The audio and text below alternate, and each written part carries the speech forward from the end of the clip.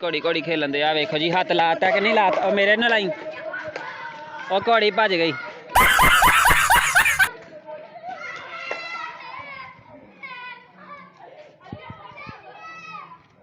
मुंडा साडा एक होर नवां ही बैठा होया घोड़ी। तुहानूं दिखाने आ घोड़ी केड़ा बैठा वा जी। और न्याणे आ साडे 4 खिलाड़ी खड़े होए आ। 2 जेह्ड़े उन्हां दे टीम दे ते 2 इन्हां दे। घोड़ी घोड़ी पा रिहा जी आ मुंडा। घोड़ी घोड़ी आ लो जी हत्थ लग गया वा जी। ये आउट हो गया वा लड़का।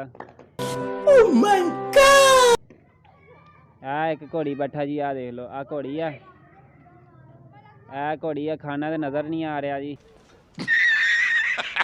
हल्का जिहा नज़र आ रहा वेख लो। ਹੁਣ लड़के हो गए जी शुरू। आ घोड़ी दे कोल खड़े आ। उधरों साह भी पाता वा घोड़ी ने। ओ वे फड़ लिया। ओ मुंडे ने साह पाता उन्होंने फड़ लिया वा। ਉਹ आउट हो गया। आ मुंडा ਹੁਣ ਤਿਆਰ ਹੋਣ ਲੱਗਾ ਜੀ। ਘੋੜੀ ਭੱਜਣ ਲੱਗੀ ਆ।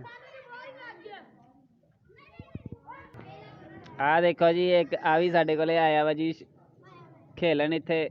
ਇਹ ਨੱਬਾ ਨੋਵਾਲ ਚੋਂ ਆਂਦਾ ਵਾ ਮਸਲਾ। ਇਹ ਵੀ ਆਇਆ ਬੜਾ ਸ਼ਰਾਰਤੀ ਹੈਗਾ ਜੀ। ਆ ਘੋੜੀ ਨੂੰ ਲੈਣ ਆਇਆ ਸੀ। ਉਹ ਵੀ ਵਿੱਚ ਹੀ ਰਹਿ ਗਿਆ। ਇਹਨੂੰ ਭਜਾਣ ਲੱਗੇ ਆ। ਦੇਖ ਲਓ ਜੀ ਜਿਹੜਾ ਮੁੰਡਾ ਨਹੀਂ ਨਿੱਕਾ ਜਿਹਾ ਖੜਾ। ਆ ਛੋਟਾ ਬੱਚਾ ਜਿਹੜਾ ਵਾ ਇਹ ਘੋੜੀ ਆ। ਤੇ ਉਹ ਵੀ ਹੈਗਾ ਜੀ। ਉਹ ਬਹੁਤ ਸ਼ਰਾਰਤੀ ਬੱਚੇ ਆ। ਦੇਖ ਲਓ ਜੀ ਟੀਮ ਬਣੀ ਹੋਈ ਆ। ਇਹ ਹੁਣ ਘੋੜੀ ਭੱਜਣ ਲੱਗੀ ਆ ਜੀ। ਇਹ ਦੇਖ ਲੈਂਦੇ। ਇੱਕ ਆ ਲੜਕਾ ਵਾ ਇੱਕ ਉਹ ਖੜਾ ਵਾ। ਇਹਨਾਂ ਨੇ ਹੱਥ ਲਾਣਾ ਜੀ। ਆ ਜਿਹੜਾ ਅਭੀ ਮਜ਼ਾ ਆਏਗਾ ਦੌੜੇ ਸੀਗੇ। ਇਹ ਦੇਖਦੇ ਹੁਣ ਘੋੜੀ ਨੂੰ ਮਾਰਦੇ ਹੱਥ ਕਿ ਨਹੀਂ। ਅਜ਼ਾਨ ਵੀ ਹੋ ਰਹੀ ਪਹਿਲੇ ਅਜ਼ਾਨ ਵੀ ਸੁਣੀ ਜਾਓ।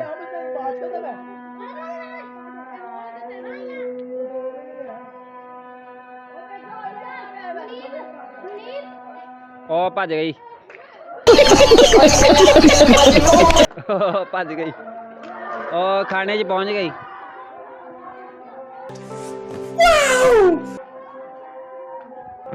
नमाज का टाइम हो गया। नमाज का टाइम चलियो पढ़न। नहीं अजान होने लगी। चलो हो गई अब नमाज पढ़न चलिए। फिर आन के खेली जाइयो। राणा साहब भी तैयार हो गए। अच्छा जा रहे हैं नमाज पढ़न।